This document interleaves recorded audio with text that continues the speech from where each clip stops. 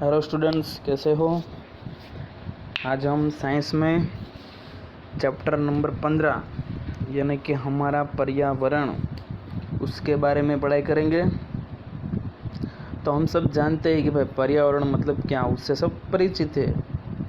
और इस शब्द का प्रयोग हमने कई बार हमारे मुंह से, टेलीविज़न, समाचार पत्र और हमारे आसपास लोगों द्वारा उपयोग किया ही है। और हमारे बुजुर्ग भी कहते हैं कि अब वह पर्यावरण या तो वातावरण नहीं रहा जैसा कि पहले था। सुनते हैं ना, आज भी कभी कभी कहते हैं कि भाई हमारे ज़माने में पर्यावरण या तो वातावरण या तो हमारा ज़माना अलग था। दूसरे कहते हैं कि हमें स्वस्थ पर्यावरण में काम करना चाहिए। पर्यावरणीय समस्याओं पर चर्चा के लिए विकसित एवं विकासशील देशों के वैश्विक सम्मेलन भी नियमित रूप से होते रहते हैं। हमें पता है कि भाई हमारे आसपास का पर्यावरण अगर अच्छा रहा तो ही हम अच्छे रह सकते हैं। ये हमें पता ही है कि भाई थोड़ी सी अगर मान लो सीज़न बदल जाए, कि मान लो ठंडी की मौसम या तो बारिश की मौसम चेंज हो तो हमें बुखार आने लगता है। तो मतलब पर्यावरण अगर बदला तो हमारी तबीयत पे भी असर रहेगा। तो हम इस अध्याय में ये चर्चा करेंगे कि विभिन्न कारक पर्यावरण में किस प्रकार अनन्य क्रिया करते हैं तथा पर्यावरण पर क्या प्रभाव डालते हैं हम। ठीक है, तो चलो देखते हैं कि भाई परितंत्र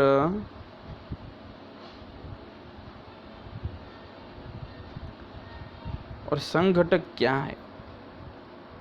परितंत्र और संघटक क्या है, हमारा टॉपिक ये है।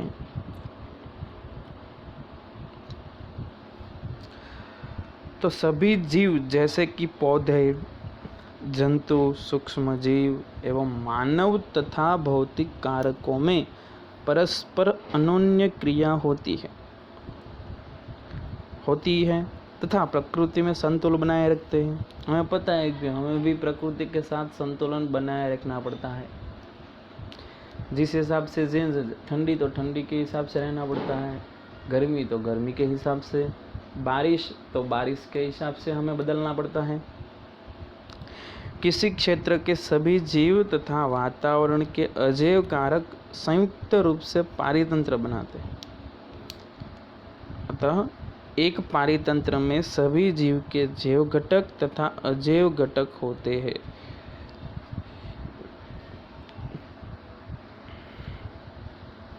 एक पारितंत्र में सभी जीवों के जैव घटक तथा अजैव घटक होते हैं। भौतिक कारक जैसे कि ताप, वर्षा, वायु, मृदा एवं खनिज इत्यादि है, वो अजैव घटक है। अजैव घटक मतलब हमारी भाषा में जिसमें हिलचाल करने की ताकत ना हो, जो चलते फिरते ना हो, वो। उदाहरण के लिए यदि आप बगीचे में जाए तो आपको विभिन्न पौधे जैसे कि घास हो, वृक्ष हो, गुलाब हो, चमेली, सूर्यमुखी जैसे फूल वाले सजावटी पौधे तथा मेंढक, कीट एवं पक्षी जैसे जंतु दिखाई देंगे। तो यह सभी सजीव परस्पर अनन्य क्रिया करते हैं तथा इनकी वृद्धि, जनन एवं अन्य क्रियाकलाप पारितंत्र के अजैव घटकों द्वारा प्रभावित होते हैं। हमें पता ही है, बगीचे में आप जाओगे तो कई प्रकार के फूल, मेंढक भी दिखेंगे, तितलियां भी दिखेंगी। अतः एक बगीचा एक पारितंत्र है। वन, तालाब तथा झील वो पारितंत्र भी है, क्योंकि वहाँ पे भी जीव सृष्टि बसी हुई है।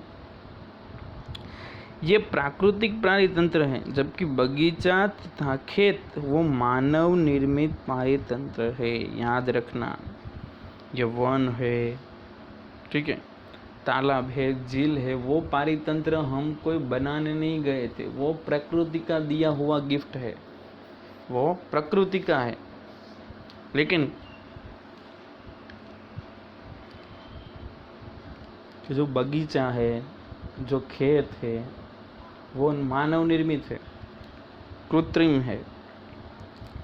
तो ये याद रखना है आपको। और हम पिछली कक्षा में पढ़ चुके हैं कि जीवन निर्वाह के आधार जीवों को उत्पाद, उपभोक्ता एवं अपघटक वर्गों में बांटा गया है। जीवन निर्वाह के आधार पर किन किन वर्गों में? उत्पादक, फिर उपभोक्ता और अपघटक। तो आइए हम स्मरण करने का प्रयास करें कि जो हमने स्वनिर्वाह पारितंत्र स्वयं बनाया था, कौन से जीव सूर्य के प्रकाश एवं क्लोरोफिल की उपस्थिति में अकार्बनिक पदार्थों से कार्बनिक पदार्थ जैसे कि शर्करा एवं मंड का निर्माण कर सकते हैं।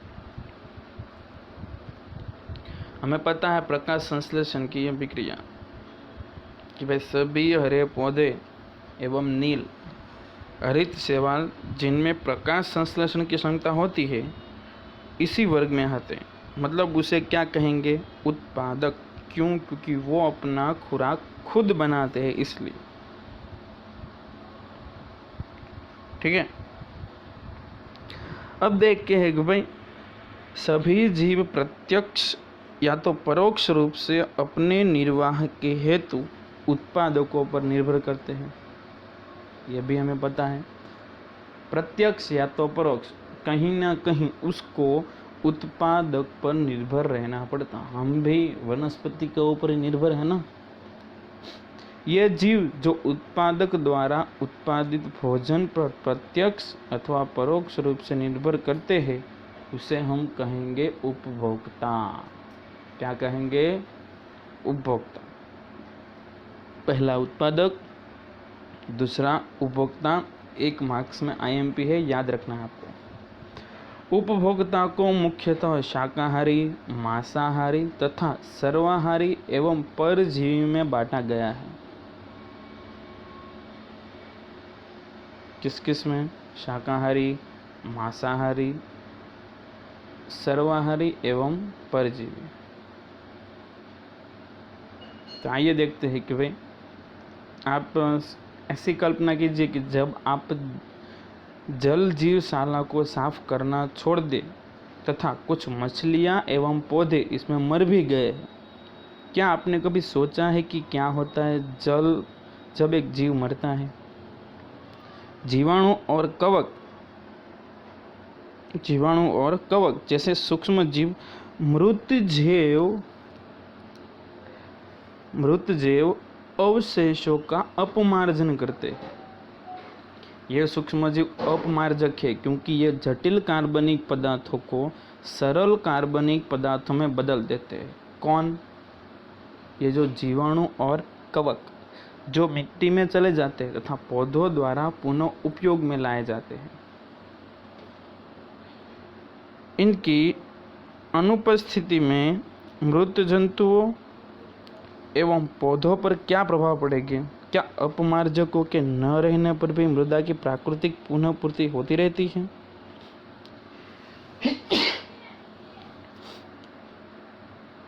ये जो जीवाणु और कवक है वो क्या कराते हैं? सिंपल भाषा में, कोई भी मान लो पौधा या तो कोई जीव हो वो मर गया है तो उसको धीरे धीरे जटिल कार्बनिक पदार्थों से सरल कार्बनिक पदार्थों में बदलने का काम इसका है।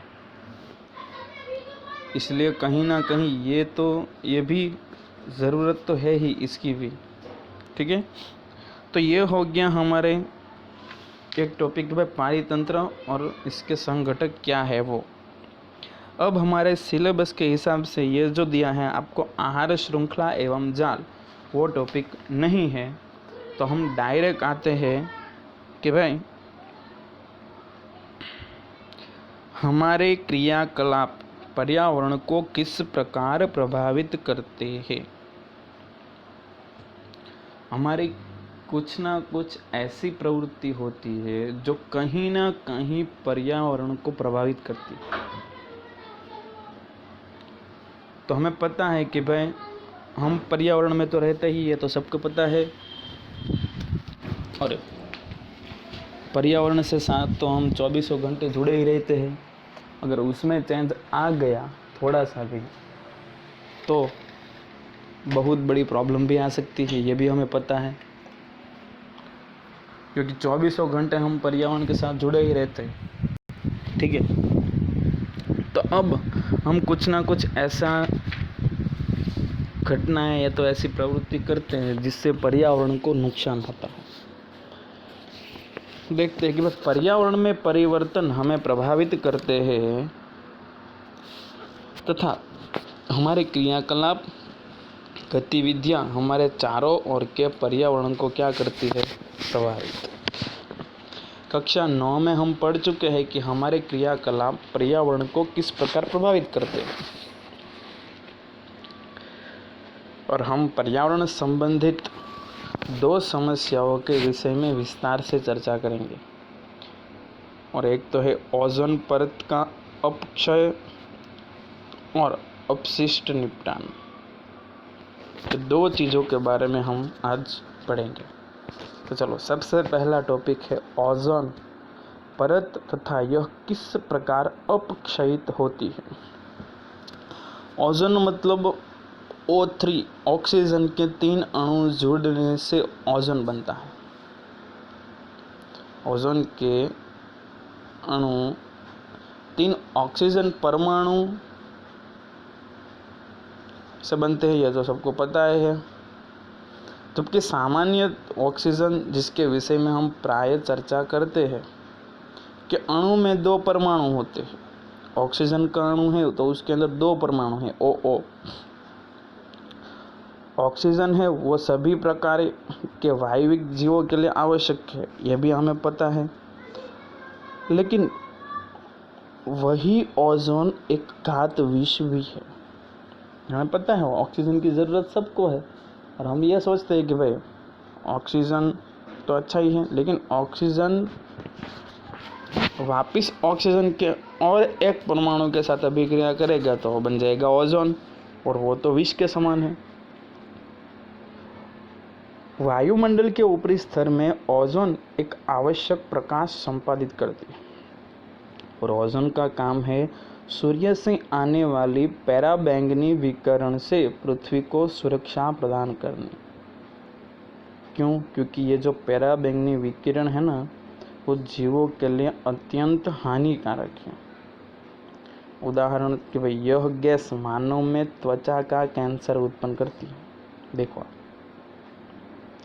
तो ये सभी चीज़ें ना हो और हमारी पृथ्वी इससे बचे, इसलिए ओजोन की परत आई हुई, सेफ्टी कवर।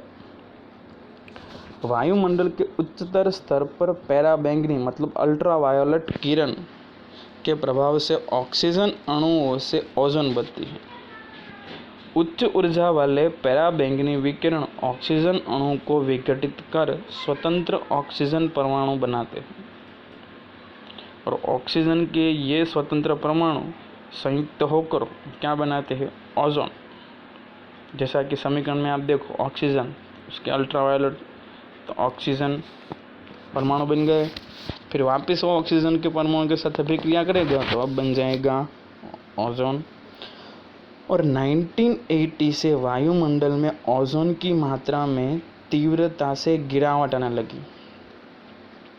क्लोरोफ्लोरोकार्बन, देखो याद रखना, CFC का फुल फॉर्म क्लोरोफ्लोरोकार्बन्स जैसे मानव संश्लेषित रसायनों को इसका मुख्य घटक माना गया है। ओजोन की मात्रा में अगर गिरावट करने वाला कोई है तत्व और मुख्य घटक, तो वो कौन सा है, CFC यानी कि क्लोरोफ्लोरोकार्बन। इनका उपयोग हम रेफ्रिजरेटर मतलब शीतलन एवं अग्निशमन के लिए किया जाता है। और 1987 में संयुक्त राष्ट्र पर्यावरण कार्यक्रम में सर्वानुमति बनी कि CFC के उत्पादन को 1986 में के स्तर पर ही सीमित रखा जाए। कहाँ तक? 1986 पर। और अब यह अनिवार्य है कि दुनिया भर की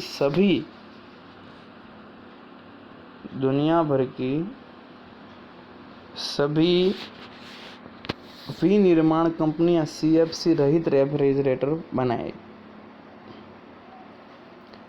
हमें पता है कि भाई रेफ्रिजरेटर के अंदर क्या है, CFC।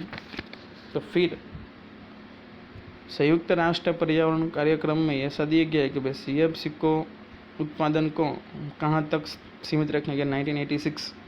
इसलिए फिर कंपनियां CFC रहित रेफ्रिजरेटर बनाने लगी। अब दूसरा टॉपिक आता है कचरा प्रबंधन। सबसे ज़्यादा अगर हमारे देश में कोई प्रॉब्लम है तो वो कचरे का। हम सबको पता ही है, ठीक है, कोई इससे अनजान नहीं है, ठीक है।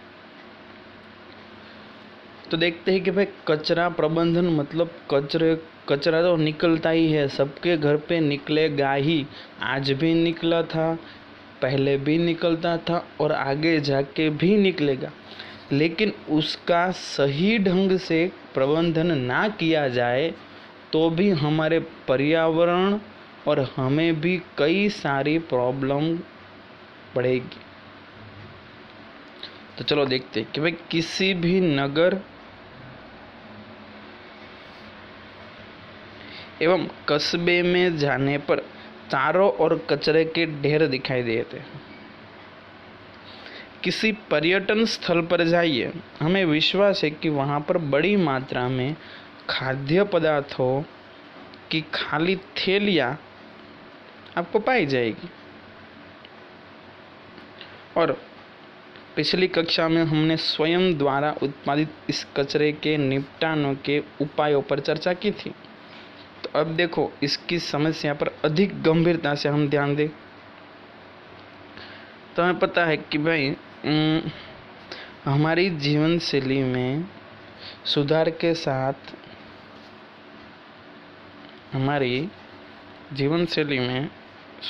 साथ उत्पादित कचरे की मात्रा भी बहुत बढ़ गई है, ये भी पता है हमें। जैसे जैसे मनुष्य आगे बढ़ना लगा, ठीक है, उस हिसाब से उसकी जीवन ज़रूरियात जो भी चीज़ वस्तुएं है वो भी बढ़ने लगी है, ये भी पता है आपको, ठीक है। और दूसरी कि भाई हमारी अभिवृत्ति में परिवर्तन भी एक महत्वपूर्ण भूमिका निर्वाह करता है। परिवर्तन तो इसमें लाना ही पड़ेगा, पिछली कक्षा में। और दूसरा कि भाई हम जब चैप्टर नंबर 6 यानी कि जैव प्रक्रम, उसमें भी हम पढ़ चुके हैं कि भाई हमारे द्वारा खाए गए भोजन का पाचन है, हमें पता है कि विभिन्न एंजाइम द्वारा किया जाता है। तो हमारे मन में ये क्वेश्चन क्यों नहीं आया कि भाई क्या एक ही एंजाइम सभी भोज्य पदार्थों का पाचन नहीं कर सकता? होना चाहिए ना कि भाई चलो पूरी बॉडी में सिर्फ एक ही एंजाइम है। तो भाई एंजाइम है ना, वो अपनी क्रिया में विशिष्ट है। अब किसी विशेष प्रकार के पदार्थ को पाचन या तो अपघटन करना है तो उसके लिए विशिष्ट प्रकार का ही एंजाइम होना चाहिए। इसीलिए तो हम देखो, कोयला अगर खाओगे आप तो उसमें से ऊर्जा मिलेगी आपको? नहीं मिलेगी। इसी कारण बहुत से मानव निर्मित पदार्थ जैसे कि प्लास्टिक का अपघटन जीवाणु या तो दूसरे मृत जीवों द्वारा नहीं हो सकता। सबसे ज़्यादा देखो प्लास्टिक पर बैन भी कर दिया। क्यों? क्योंकि प्लास्टिक ऐसी चीज़ है उसको आप 1 करोड़ साल तक ज़मीन में गाड़ दोगे ना और फिर आप वापस निकालोगे ना तो वही रहेगा, वो सड़ेगा नहीं, ना तो उसका विघटन होगा। तो इन पदार्थों पर भौतिक प्रक्रम जैसे कि ऊष्मा और दाब का प्रभाव होता है, परंतु सामान्य अवस्था में लंबे समय तक पर्यावरण में वो बने रहते, ठीक है। तो वे पदार्थ जो जैविक प्रक्रम द्वारा अपघटित हो जाए, याद रखना आपको IMP है, वो पदार्थ जो जैविक प्रक्रम द्वारा अपघटित हो जाए उसे हम कहेंगे जैव निम्नीकरण, ठीक है।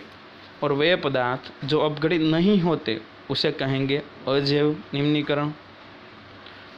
और अजैव निम्नीकरण वाले जो पदार्थ हो वो सामान्यतः कैसे है, अक्रिय, वो लंबे समय तक पर्यावरण में रह सकते हैं और पर्यावरण में रहे हुए सदस्यों को भी वो हानि पहुंचा सकते हैं। ठीक है, तो आगे कि भाई हमारी अभिवृद्धि में परिवर्तन भी एक महत्वपूर्ण भूमिका निर्वाह करता है। हम प्रयोज्य वस्तु का प्रयोग करने लगते हैं। पैकेजिंग के तरीकों में बदलाव से अजैव निम्नीकरण वस्तु के कचरे में पर्याप्त वृद्धि हुई है। हम खुद बदलाव लाएंगे तो ज़रूर बदलाव होगा ही। इसलिए तो कहा कि भाई आपके विचार में इन सब का हमारे पर्यावरण पर क्या प्रभाव पड़ सकता है। ठीक है, अब थोड़ा सा आपको जनरल नॉलेज के लिए दिखाया गया है यहाँ पे, सिर्फ बता दो। ये टॉपिक बोर्ड में नहीं पूछा जाएगा, ठीक है, लेकिन थोड़ा देखते कि भाई रेलगाड़ियों में प्रयोज्य निवर्तनीय कप। तो आप अपने माता पिता से पूछेगो तो उन्हें याद होगा कि रेलगाड़ियों में चाय कांच के गिलासों में दी जा रही थी। अभी भी कुछ जगह है वहाँ पे चाय के गिलास में देते हैं, कुछ ही जगह जो चाय वाले को वापस कर दिए जाते थे।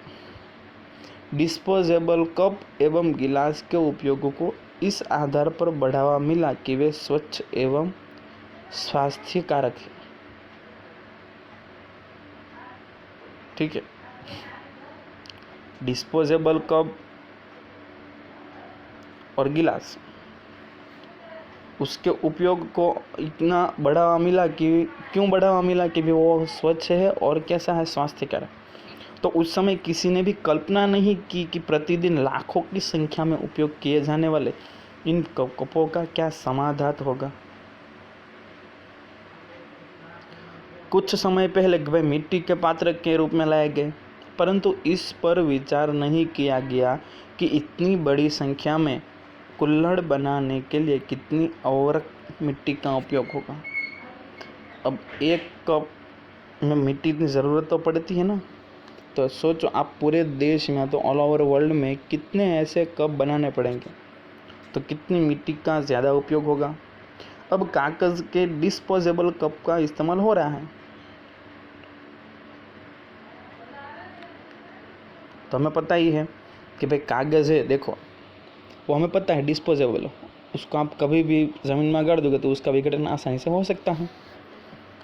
तो हमें यह सोचना कि भाई प्लास्टिक के कप के अपेक्षा कागज़ के डिस्पोजेबल कप को इस्तेमाल हम करेंगे तो लाभ होगा कि नहीं होगा, क्यों, पर्यावरण को नुकसान नहीं होगा, प्लस कागज़ के होंगे तो डिस्पोजेबल, उसका विघटन वो भी आसानी से होगा। ठीक है, तो ये सब तभी होगा जब हम परिवर्तन लाएंगे, कुछ हम हमारे में बदलाव लाएंगे। आप कभी भी कुछ चीज़ लेने जाओ, हमें पता है कि वह प्लास्टिक से क्या क्या हानि होती है, हमें पता ही है, सबको पता है, फिर भी हम सब्जी लेने या तो दूध की थैली लेने जाते हैं तो वहाँ हम सामने से मांगते हैं कि भाई थैली दो प्लास्टिक की। हमें पता होने के बावजूद भी हम ये गलती करते हैं। ठीक है, तो इससे अच्छा हमें पता ही है कि भाई जब हम जाएंगे तब हमें ज़रूरत पड़ेगी, तो घर से कपड़े की थैली लेके क्यों ना जाएं। अब कई लोग ये सोच रहे होंगे कि सर मैं अकेला या तो कोई एक इंसान मान लो प्लास्टिक यूज़ ना करे तो क्या फ़र्क पड़ जाएगा। तो उसको मैं बताना चाहता हूँ कि भाई जब खुद सोचते हैं या तो खुद में बदलाव लाते हैं ना, तब दुनिया पीछे पीछे चलती है। उसका सीधा साधा एग्जाम्पल है हमारे राष्ट्रपिता गांधी जी। अगर गांधी जी ने ऐसा सोचा ना होता कि भाई मुझे देश को आज़ाद करके कहाँ जाना है और मुझसे अकेले से क्या होगा, अगर ऐसा सोचा होगा, वो अकेले ही थे और ये विचार उसमें ही आया था। क्रांतिवीर तो सब हो ही गए हैं, ठीक है, कई शहीद भी हुए हैं, विचार सबको आया था, लेकिन गांधी जी ने तब ऐसा सोचा था कि भाई मुझे क्या पड़ी है, मैं भी एंजॉय ना करूँ लाइफ को। तो आज हम ये जो बिंदास से या तो आराम से बैठे हैं वो नहीं बैठते, ठीक है। इसलिए आप जब भी कहीं पे भी जाओ, कपड़े की थैली लेके जाओ, और दुकान वाला अगर आपको सामने से प्लास्टिक की थैली दे तो आप सामने से उसको कहो कि नहीं, मुझे प्लास्टिक की थैली नहीं चाहिए, प्लास्टिक नो यूज़। इतना आप कहोगे ना तो आजू बाजू वाले लोग खड़े होंगे ना, उसको भी कहीं ना कहीं ये ज़रूर याद दिलाएगी भाई हमें प्लास्टिक का यूज़ नहीं करेगा, तो क्या पता वो भी ना ले, ठीक है। तो यहाँ पे हमारा ये चैप्टर ख़त्म हो गया है।